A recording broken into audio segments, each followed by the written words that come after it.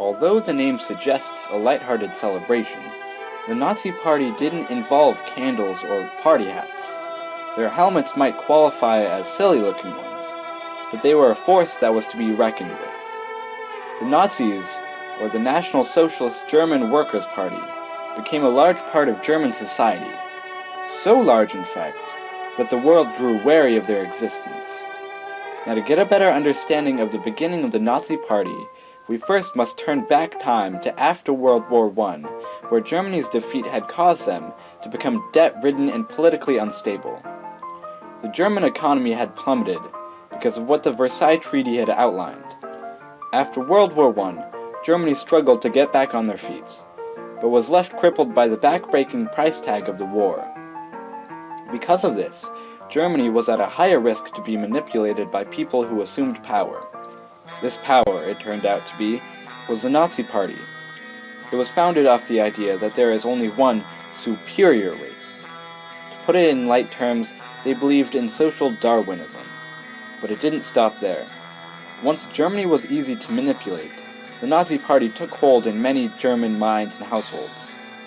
They thought the Aryan race, which was of European descent, was at a higher status than any other races.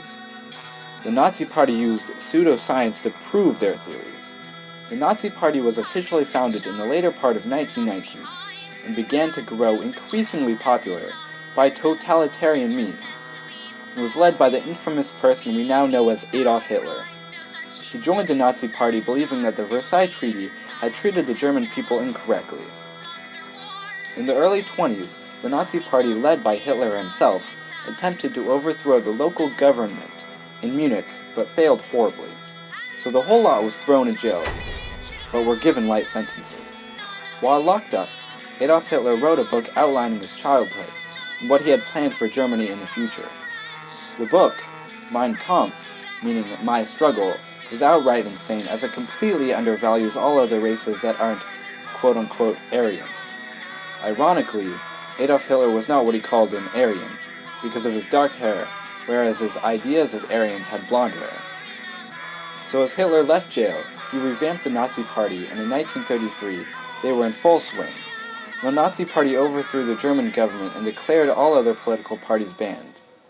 They began creating concentration camps, which eventually turned to death camps, all around Germany and some later in Poland. These camps began to collect people of all races, backgrounds, and religious beliefs that weren't Aryan. Within these camps, the Nazi Party treated the people as if they were animals, and mercilessly killed millions of them. Accounts of survivors detail the horrendous treatment of those who were handicapped: homosexuals, gypsies, Jews, and countless other types of people. Sadly, however, the masquerade of Nazi Germany only began in 1933, and continued on for almost a decade.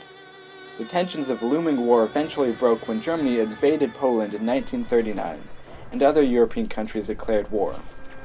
The force known as the Nazi Party, with Hitler as their leader, aggressively fought back. With their ideas of superiority, they brandished the symbol many people recognize as the swastika. During the war, American, French, and British troops experienced the aggressiveness the Nazi Party had. These forces slowly managed to infiltrate and bring justice to Nazi Germany. By 1945, the Nazi Party was losing traction fast. To escape persecution, Hitler shot himself.